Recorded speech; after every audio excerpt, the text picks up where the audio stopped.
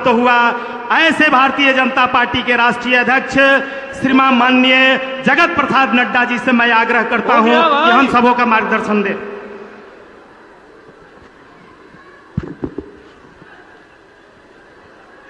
आज के इस चुनावी सभा में मंच पर उपस्थित हमारे बहुत ही वरिष्ठ नेता और यहाँ बड़हरा के लोकप्रिय प्रत्याशी सम्मानीय राघवेंद्र प्रताप सिंह जी,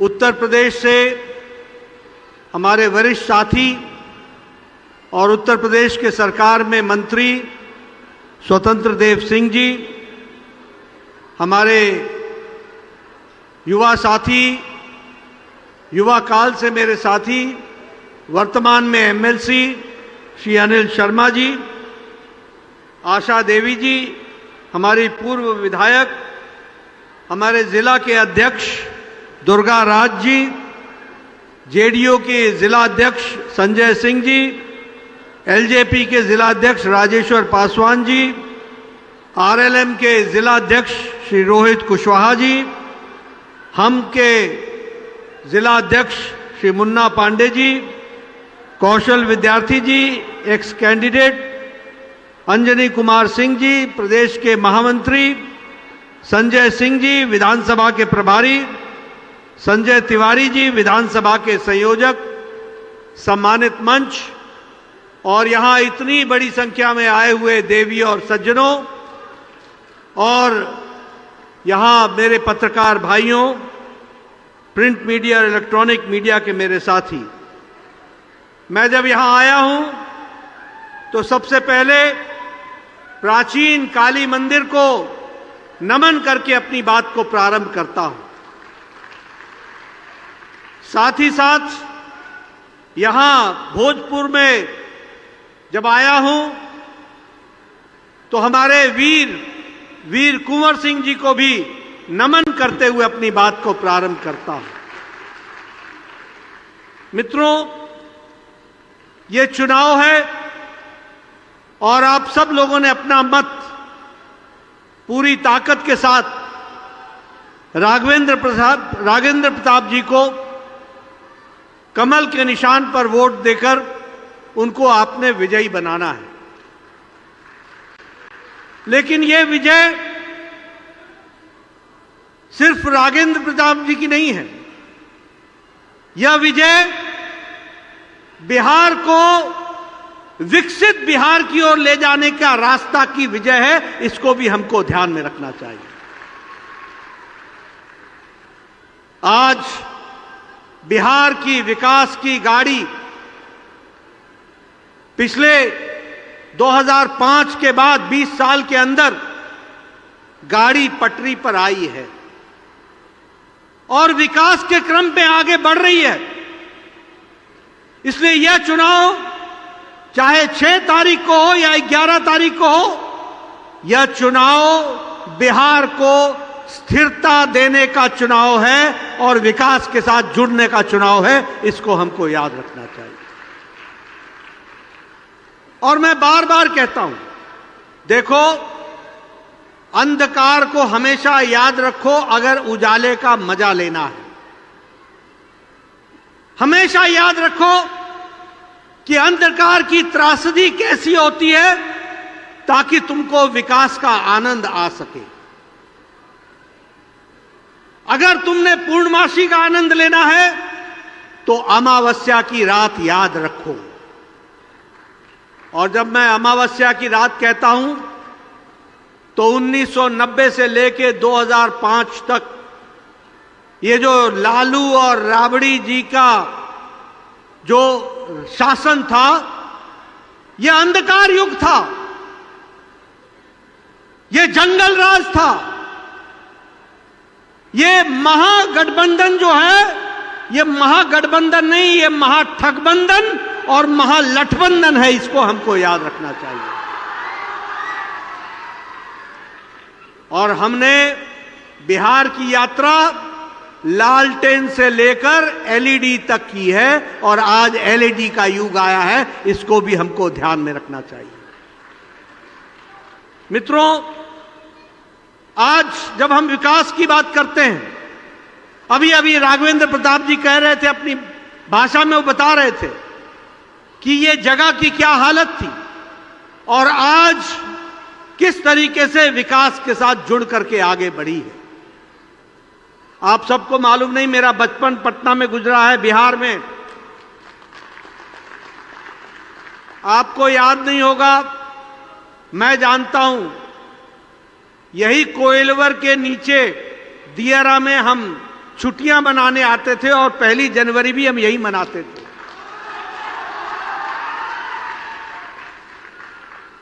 और उस समय का जो ब्रिज था जिसके ऊपर ट्रेन चलती थी, नीचे रोड था, वो 1 वे ट्रैफिक था। एक तरफ रोक देते थे, फिर एक तरफ से गाड़ियां जाती थी और फिर ब्रेक लगती थी और फिर गाड़ी आती थी।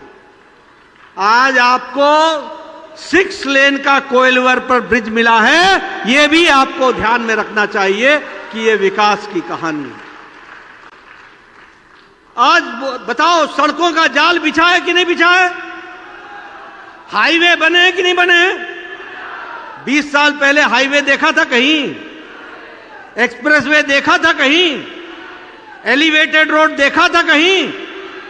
आज हाईवे, एक्सप्रेसवे, एलिवेटेड रोड, सड़कों का जाल, ये मोदी जी के नेतृत्व में और नीतीश जी की मेहनत से बिहार में हीरा लागू हुआ। H for highway, I for internet, R for railway, A for airport. ये हीरा बना, हाईवे, इंटरनेट, रेलवे और एयरपोर्ट। आप बताइए, बक्सर भागलपुर एक्सप्रेसवे, ये इसकी स्वीकृति हो गई है कि नहीं हो गई है? अब बहुत जल्दी काम शुरू होगा और 4,447 करोड़ रुपए की लागत से यह बनेगा। महात्मा गांधी के गंगा के सेतु के बगल में 4 लेन का सेतु, 14.5 किलोमीटर का, 14.5 किलोमीटर का काम तेजी से चल रहा है। अब उत्तर बिहार को दक्षिण बिहार से जोड़ने में और तेजी आएगी और पूरा 4 लेन बन करके तैयार होगा। उसी तरीके से पटना से पूर्णिया एक्सप्रेसवे ये भी बनेगा और पटना आरा सासाराम रोड ये एक्सप्रेसवे ये भी बनेगा। 3,712 किलोमीटर की ये के लागत से बनेगा। 3,712 करोड़ रुपए की लागत से बनेगा। बोलो, उसमें कोइलवर आएगा कि नहीं आएगा? विकास होगा कि नहीं होगा? जब एक्सप्रेसवे बनेगा पटना सासाराम, तो उसका लाभ कोइलवर को मिलेगा कि नहीं मिलेगा? तो ये हाईवे की कहानी है। आज पटना में मेट्रो चल पड़ी है, पहला फेज बन चुका है। उसके ऊपर फ्लाईओवर के लिए उसमें भी काम चल पड़ा है। Darbhanga Amas highway, express highway, इसके लिए भी काम चल पड़ा है और इसमें 5,000 करोड़ रुपए खर्च हो रहे हैं। देखो भाइयों, मोदी जी का आशीर्वाद और नीतीश कुमार की मेहनत, कहीं 5,000 करोड़, कहीं 3,000 करोड़, कहीं 4,000 करोड़, कहीं 10,000 करोड़। कभी सोचा था क्या? कभी सोचा था क्या? आज आ रहा है कि नहीं आ रहा है?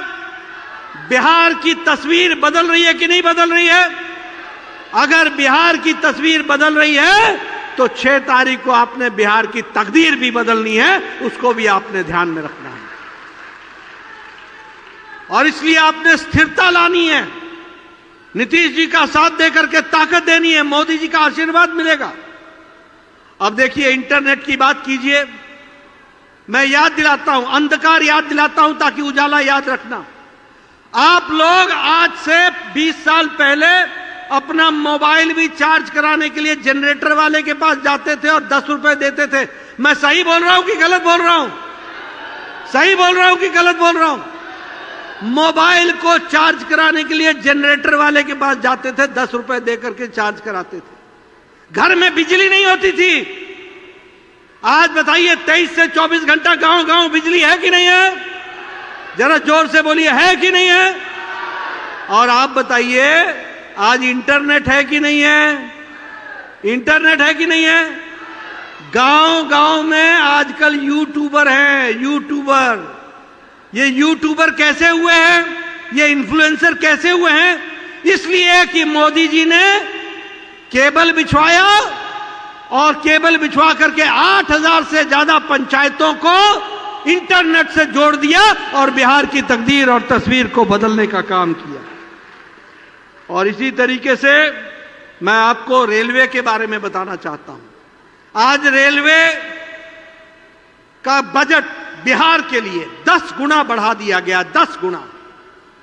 आज अमृत भारत ट्रेन, आज वंदे भारत ट्रेन, 20 ट्रेनें बिहार से गुजरती हैं, 20 ट्रेनें। और अमृत भारत एक्सप्रेस वे बिहार में 26 जगहों से चलती हैं, 26 जगहों से चलती हैं। बोलो विकास हुआ है कि नहीं हुआ है? आप बताइए। आज बिहार में 98 railway station Amrit Bharat railway station बन रहे हैं, जिसमें आज आरा का भी और बिहिया का भी जो रेलवे स्टेशन है उसको जोड़ा जा रहा है। तो इस तरीके से विकास का काम हुआ है। एयरवेज की अगर मैं बात करूं तो बताइए, पटना में नया एयरपोर्ट बन गया कि नहीं बन गया? 1200 करोड़ रुपए का अंतर्राष्ट्रीय जयप्रकाश नारायण एयरपोर्ट बन गया कि नहीं बन गया? और अब तो बिहटा में भी 1400 करोड़ रुपए का अंतर्राष्ट्रीय एयरपोर्ट बन रहा है। बहुत जल्दी वो भी चालू हो जाएगा और बिहार को एक्सप्रेसवे से जोड़ दिया जाएगा। इसलिए यह विकास की कहानी मैंने आपको बताई है। आप बताइए, यह अकेला बिहार है जिसको एक नहीं 2 एम्स मिले हैं, 2 AIIMS, 2 all India institute of medical sciences मिले हैं। एक all India institute of medical sciences Patna में है और एक मोदी जी ने दरभंगा को 1200 करोड़ रुपए का एम्स दिया है, जिसका काम शुरू हो गया है। अगले 3 साल में वो भी बन करके तैयार हो जाएगा और बिहार के विकास में एक नया अध्याय जुड़ेगा, एक नया अध्याय जुड़ेगा। अभी अभी राघवेंद्र प्रताप जी बता रहे थे जीविका बहन जी के बारे में। आप बताइए बहन जी हमको कि आपको महिला रोजगार योजना के तहत 10-10 हजार रुपए मिला कि नहीं मिला? मिला कि नहीं मिला? और अभी इसके बाद, चुनाव के बाद 2 लाख रुपए आपके खाते में आएगा ताकि आप स्वरोजगार के साथ अपने आप को जोड़ पाएंगे। ये आपको बताना चाहता हूं। आप बताइए, बिजली 125 यूनिट फ्री हो गई है कि नहीं हो गई है? बिजली फ्री हुई है कि नहीं? इसका लाभ मिला है कि नहीं मिला है? 1,67 लाख लोगों को इसका लाभ मिला है। 1,67 लाख लोगों को। आप बताइए, आशा वर्कर की तनख्वाह बढ़ा दी कि नहीं बढ़ा दी? आप बताइए, ममता वर्कर्स की तनख्वाह बढ़ा दी कि नहीं बढ़ा दी? आप बताइए, अपंग, विधवा और वृद्धा, इन सब की पेंशन 3 गुनी बढ़ा दी कि नहीं बढ़ा दी? 3 गुनी पेंशन बढ़ा दी है।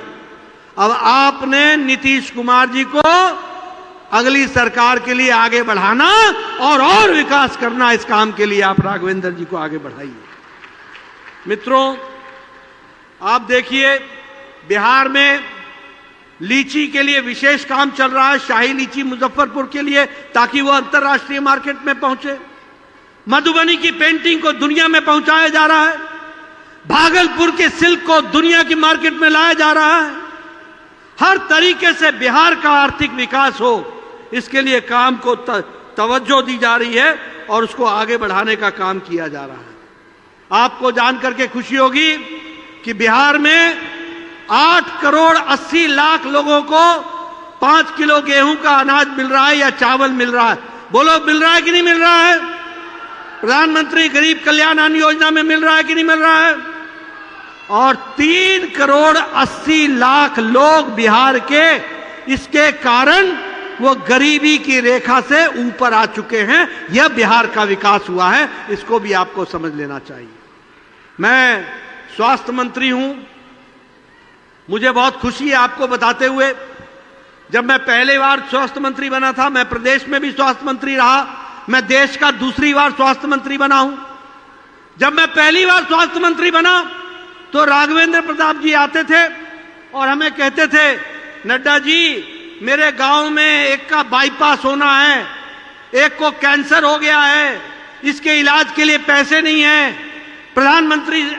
प्रधानमंत्री राहत कोष से इनको पैसे दिलाइए ताकि इनका जीवन बच सके। हर एमएलए, हर एमपी, हर एमएलसी हमसे गुहार करता था कि आप इनकी इलाज के लिए पैसे दीजिए, नहीं तो इनका घर बिक जाएगा, बच्चों की पढ़ाई रुक जाएगी, ये कहा करते थे। आज मुझे खुशी है कि मोदी जी के नेतृत्व में 62 करोड़ लोगों को हर साल 5 लाख रुपए का हेल्थ का कवर गंभीर बीमारी से लड़ने के लिए दिया जा रहा है। और बिहार में 5 करोड़ 54 लाख ऐसे परिवार हैं, 5 करोड़ 54 लाख लोग हैं जिनको 5 लाख रुपए का हर साल गंभीर बीमारी से लड़ने के लिए, उनके इलाज के लिए व्यवस्था की जा रही है। हर घर नल हर घर जल में 1 करोड़ 60 लाख लोगों को हर घर नल हर घर जल दे दिया गया है।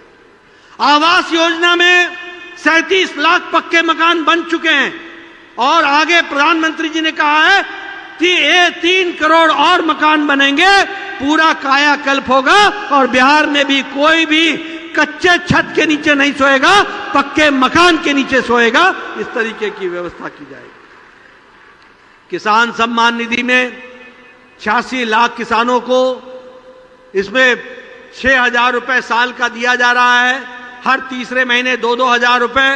आप राघवेंद्र जी को चुनाव जिता के भेजिए, नीतीश कुमार जी इसके बाद आपको 2,000 के बदले 3,000 देंगे, साल का 9,000 रुपए आपको मिलेगा सम्मान निधि में। उसी तरीके से उज्ज्वला योजना में 1 करोड़ 16 लाख बहनों को मिला है। यूथ कमीशन बैठाया गया है ताकि हमारा युवा स्वावलंबी हो, स्वरोजगार की ओर जाए। महिलाओं में 1 करोड़ महिलाओं को मैं बता रहा हूं, नोट कर लीजिए, 1 करोड़ महिलाओं को लखपति दीदी बनाएंगे और इसके लिए हम आगे बढ़ेंगे, इसके लिए हम काम कर रहे हैं। मित्रों, हम लोगों ने पंचामृत की बात कही है। फ्री राशन, 125 यूनिट बिजली फ्री, 5 लाख रुपए का हेल्थ कवर का फ्री, 50 लाख पक्का मकान के लिए दिया जाएगा और सोशल सिक्योरिटी की पेंशन दी जाएगी। तो इस तरीके से गरीब लोगों के विकास के लिए काम किया जाएगा। मैं राघवेंद्र जी के बारे में बताना चाहता हूं। आप 6 बार के विधायक रहे हैं। आपने धमार दोबाहा सड़क के लिए 2 करोड़ 55 लाख रुपए लगा करके सड़क का निर्माण कराया। उसी तरीके से मौजमपुर में वाटर ट्रीटमेंट का प्लांट लगाया और उसी तरीके से धमार में पावर सब स्टेशन बना करके 24 घंटे बिजली देने का काम किया है, तो हमारे राघवेंद्र प्रताप जी ने किया है। इसलिए इनको हमको चुनाव जिताना है। आप सब लोग इनको आगे बढ़ाएं, इनको आशीर्वाद दें, ये मैं आपको बोलना चाहता हूं। मित्रों, एक बात याद रखना, मैं बार बार बोलता हूं, ये जो आज विकास की पटरी पर हम आगे बढ़ रहे हैं, मोदी जी का आशीर्वाद मिल रहा है, नीतीश कुमार जी पूरी ताकत से मेहनत करके बिहार को आगे बढ़ा रहे हैं। यह स्वर्णिम काल है, यह उज्जवल भविष्य की पहचान है। यह विकसित बिहार बनाने में और विकसित भारत में अपना योगदान करने का समय है। और जब मैं इसको याद करता हूं तो आपको यह भी बताना चाहता हूं कि वही लोग, जंगल राज वाले, नया जामा पहनकर नई नई लुभावनी बातें करके लोगों को लुभाने का प्रयास कर रहे हैं, लेकिन इनका अतीत वही है और आज भी ये गुंडा राज और जंगल राज के हिमायती हैं। इसको आपको ध्यान में रखना होगा। आरजेडी का मतलब क्या होता है? आर का मतलब होता है रंगदारी, जे का मतलब होता है जंगल राज और डी का मतलब होता है दादागिरी। ये रंगदारी, जंगल राज और दादागिरी के पहचान वाले आरजेडी वाले हैं, ये आपने ध्यान में रखना। आप बताइए, आप लोग भूल गए होंगे, मैं भूलने वाला नहीं हूं। आप बताइए, लालू यादव ने 2003 में बिहार में पटना में एक रैली निकाली थी कि नहीं, जिस रैली का नाम था तेल पिलावन लठिया भाजन। याद है आपको? तेल पिलावन लठिया भाजन, यानी लाठी भांजो, तेल पिलाओ लाठी को, लाठी भांजो, और पटना की शहरों पर दहशत फैलाई थी कि नहीं फैलाई थी? लोगों को डराया था कि नहीं डराया था? उस समय लालू क्या संदेश देना चाहते थे? लालू संदेश देना चाहते थे कि अपने घर में दुबक कर रहो और ढंग से रहो, नहीं तो हमारा जो जंगल कानून है वो तुमको खा जाएगा। आप बताइए, अपहरण उद्योग बन गया था कि नहीं बन गया था? बताइए, बन गया था कि नहीं बन गया था? डॉक्टर यहां से छोड़ के दिल्ली जा रहे थे कि नहीं जा रहे थे? इंजीनियर छोड़ के जा रहे थे कि नहीं जा रहे थे? इंजीनियरों का दिन दिहाड़े मर्डर हो रहा था कि नहीं हो रहा था? वकील छोड़ के जा रहे थे कि नहीं जा रहे थे? व्यापारी व्यापार छोड़ के जा रहे थे कि नहीं जा रहे थे? मीसा की शादी में टाटा का शोरूम लूटा गया था कि नहीं लूटा गया था? आप बताओ, आप बताइए। ये सबसे भ्रष्ट परिवार है लालू परिवार, ये सबसे भ्रष्ट परिवार है। बोलो, चारा घोटाला किया कि नहीं किया?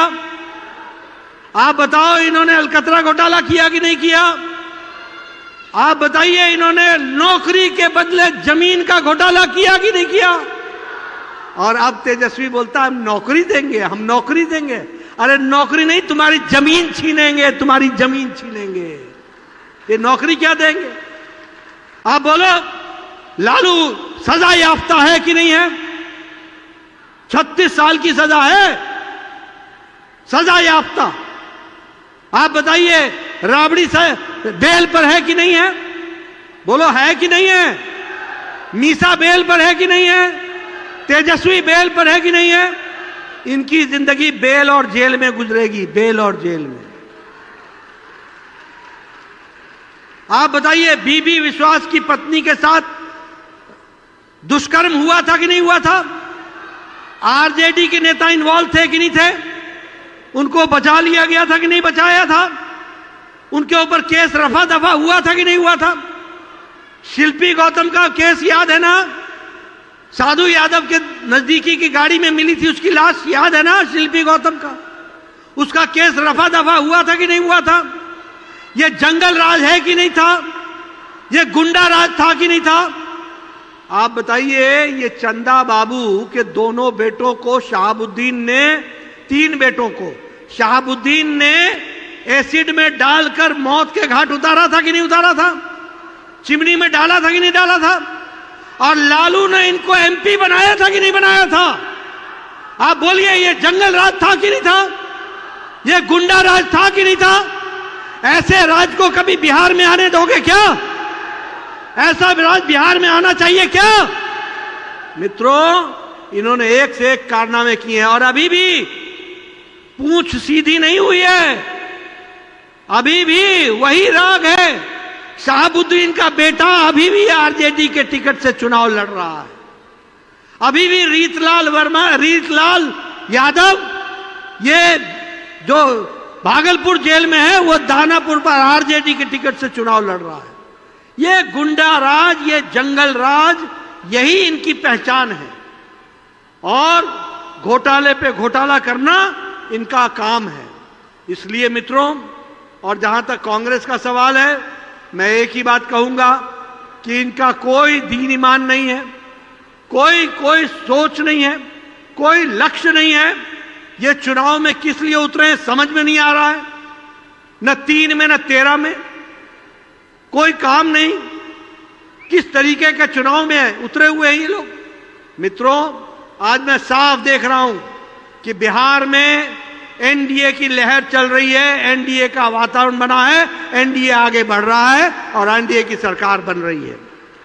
और इसलिए आपसे फिर से मैं निवेदन करने आया हूं, जंगल राज को याद रखो और उनको वहीं बैठाए रखो, उनको घर बैठाए रखो। राघवेंद्र प्रताप जी को काम दो, नीतीश कुमार जी को आगे बढ़ाओ, मोदी जी का आशीर्वाद पाओ, बिहार को विकास के बिहार के साथ ले जाओ, विकसित बिहार की ओर ले जाओ। इन्हीं शब्दों के साथ बहुत बहुत धन्यवाद। जय भारत, जय बिहार।